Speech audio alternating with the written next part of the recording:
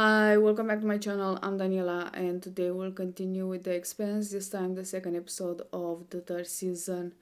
In the last episode, Sadavir found out that Christian is not dead, so he thought the best idea is to blame her for everything, that she was the one that was working with Mao. And now, for some reason, she is seen as a traitor. I have no idea why the Secretary General believed him so quickly without actual proof, but fortunately she and Bobby managed to escape on the Razorback. Unfortunately, there wasn't enough space for Kotyar, so I'm a bit worried about him. Anyway, as usual, I got something to drink. The episode is ready to start, so without further ado, let's do this.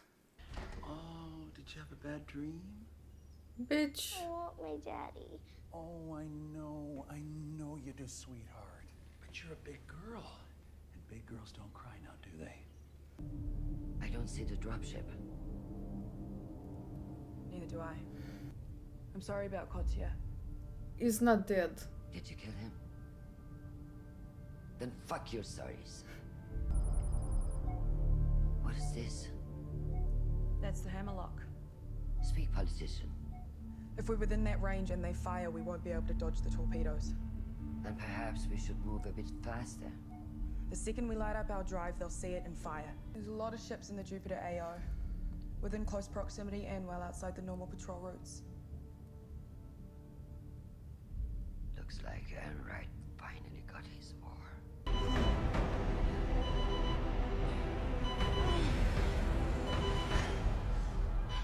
What are you doing? Trying not to kill you. Surely there must be some kind of radio in that contraption you're wearing. I've got an emergency wideband transmitter, but it's low power and only sends MCRN encrypted. There was Only Martians Samantha. will understand it. We're running low on air filters. This should stretch what we got till after I.O. Oh, and Amos rigged a safety shutter to protect the panels in case the apartment needs to be evacuated. All right. So come up.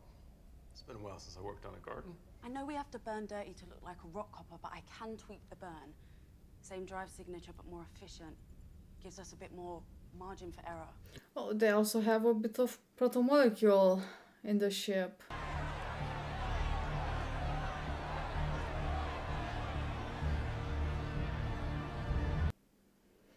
Who would have thought that people will not be happy with the war? Why am I here? I was going to send you a message, and then I thought it better in person. And I need your help. Bullshit! You haven't needed my help in a long time. There have never been times like these. The people are terrified, and I want to reassure them. You want me to help you justify this war? We didn't start it, but for the good of the system, we need to win it and end it. For the good of the system or for your own good? Will you help me? I'd prefer not to. Support my clinic for a year. I'll help you with your speech.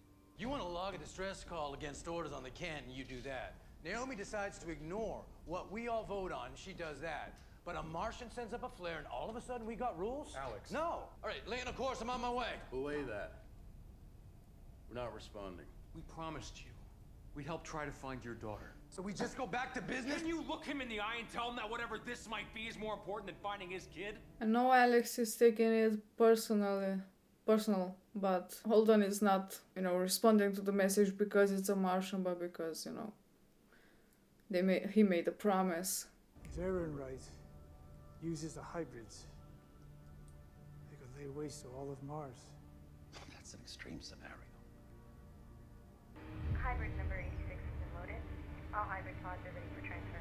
If I die, make sure you don't. You have to tell someone what really happened out here. That's your job. I'm not letting you die. More torpedoes! A lot more! Another ship just fired on us! Rossi. Oh, they come after all.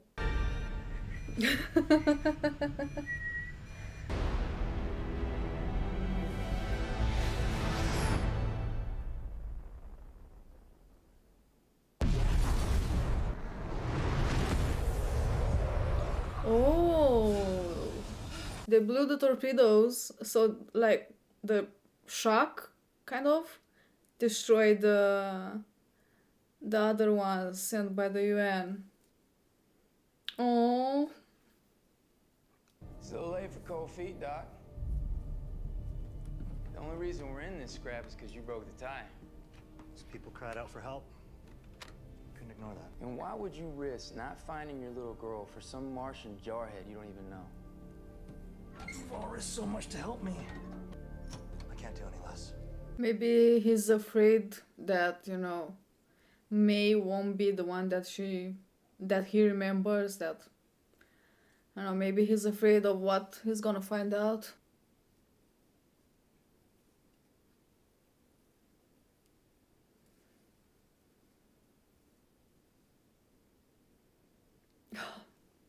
I love when they do these zoom-ins. How bad is it? Worst case scenario. Fifth Fleet is still on a hard burn towards Jupiter. 10 ships have been destroyed, 2 have been scuttled, and 7 are still engaged with the Martian fleet, sir. Is this how he got to be Secretary General? Quite a speech. Practically made the SG's career. They teach it in the diplomatic corps.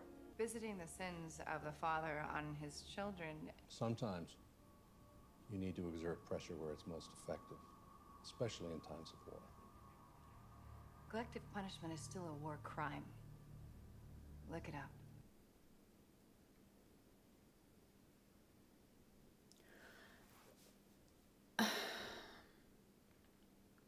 Protomolecule can't be controlled. Actually, sir, that's not true. It can be controlled. By using them. These children are the key. Toa? Me! I'm so glad you're here. He's here. What's going on? Hey now, we are not done with you. They won't let me see my daddy. It's a disease. May has, Katoa has it. All these children share a rare genetic immune deficiency that only occurs on Ganymede, which I discovered could be used to inhibit the protomolecule. By the time we're ready to leave, we'll be cured. Really? He's been giving us new treatment. Do you feel better? Want to see something cool? Yeah.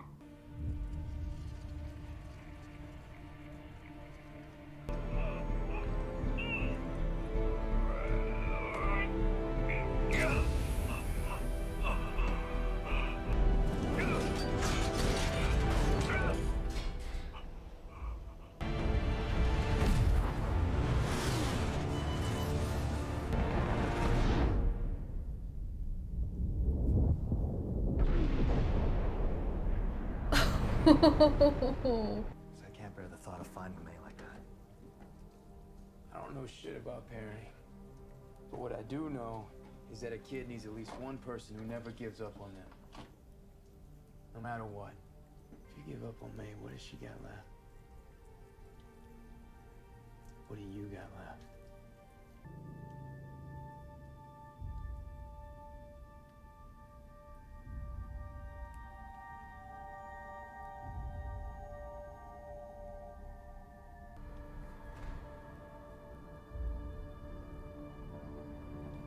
Help her, please. That's so cool. So that was a thing. Christian and Bobby ended up on the Rocinante. But honestly, I start to be afraid for Christian. Maybe she is not gonna die, but it's gonna be a hard work for that message that she has to get to the right people. But damn, when the truth will be revealed, I don't think that only Sadavir will pay, but also the Secretary General, because he came with the idea. I mean, Sadavir came with the idea of the war, but he agreed to it. So May is on IO. She's awake and she's still being treated by Strickland. I thought that she and the rest of the kids weren't, at least I hope that they weren't infected or injected with the protomolecule. I mean, same thing. but I think she is, and the rest. Who knows, maybe not yet, but definitely Katoa is. He already has glowing veins. So, but at least it's not that bad as the previous project, Caliban. But apparently there are 6 or 8 kids. I think 6 that will be the saviors of the protomolecule. Apparently it's because of this genetic disease they have. If I remember correctly, it has something to do with bones. And because of that, apparently they can control the protomolecule. And I don't know exactly how it's possible. Maybe because the body is too weak and the protomolecule is, weak because of that, or I don't know, the protomolecule is or has to supply the body with the things that they are missing because of the disease. So May still gets the treatment, I think, or the thing that the nurse injected was the protomolecule. I don't know, it was something different, but till now she got the treatment. But I don't remember if Katoa still gets the treatment. Maybe because they are not giving him the treatment anymore, so the protomolecule has to take care of the body so it won't, I don't know, die or something. Maybe the Caliban and the other hybrid that attacked Bobby, maybe they weren't kids, maybe they were adults, and that's why they were so big. But they definitely tried it before on kids, because the one that was, kind of, I don't know if it was dead, but the one that Holden destroyed, that was definitely a kid. It's not that it's the first time they are using the protomolecule on kids, so they just realized that it works different on them, the one with that genetic disease. Mao came there. He wasn't that happy in the beginning. He was ready to, end everything and destroy the hybrids. And I don't know about the kids, what he would have done with them, but nothing. I mean, had no problem with his own daughter. Still is on the idea about making like a miracle discovery and not just weapons. But he really enjoyed the idea of being able to control the protomolecule, so I don't know. And also, he is sending the hybrids, and even if he knows that they can be controlled, it's sending them anyway. Pretty much, yeah, you kill yourself for what I care and let me be with my research. Pretty much to shut them up and let him do whatever he wants. So that will be fun. Especially now that, honestly, the protomolecule knows how to take that thing out of its chest. So great. It's gonna use that to kill the enemy. Also, the Secretary General called Anna to help him write another speech. I mean, he wants to win the war. I think it's more for him to show people that are against it, because people are protesting against the war and against him, that he made the right call and he's the best. It was the best decision. And Earth is the best and never doubt him and all that stuff.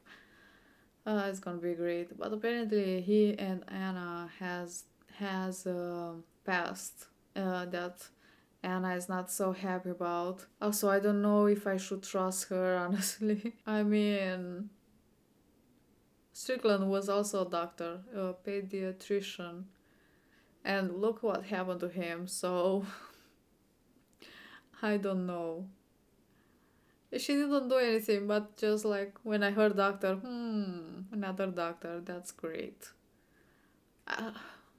She might be also a great person and I'm gonna like her, but I don't know. For now, I'm on the fence. Holden in the beginning wasn't, I mean, didn't want to respond to the distress call from the Razorback.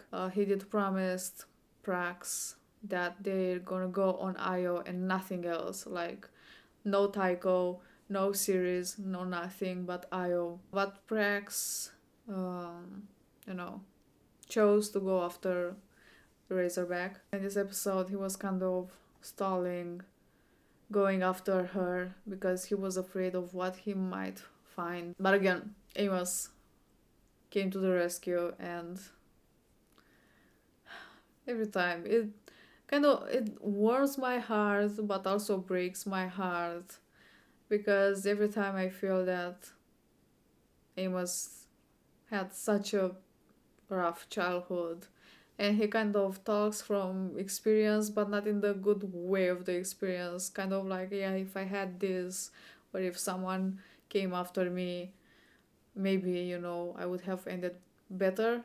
The fight scene with the UN ship was amazing. I really loved it, making like the missiles explode and creating this, I don't know, it's not a shockwave, but I don't have, better words for it, and then going through it, and I think that explosion helped the ship turn so quickly, then shooting the engine. So nice, so beautiful, really like it. And as I said, I think that explosion helped them attack the ship without being seen, because every time the missile exploded, the screens from inside the Rocinante will go like dark for some seconds, and I'm pretty sure the UN couldn't see them at that moment. It was easier for the Rocinante to attack it and go kind of behind it or side of it. It was really nice, really nice. But as cool as that fight was, and I mean, Holden did a good thing, because they didn't destroy the ship, the UN ship. Now they pretty much have a target on their back from the other UN ships, so this is gonna be fun. Now that also Christian is on board, I mean, what are they gonna do now? What are they gonna do with Christian and Bobby? Like, I don't think Holden is gonna change his mind and not go to IO anymore. I think he's really set on that, to go on IO and find May, help Prax. Is it Christian coming with them? I have no idea. Damn. It's just the second episode, and it's more complicated than ever. Anyway, I think this is all I have to say about this episode. Thank you for watching. I hope you enjoy. I will see you next time. Bye.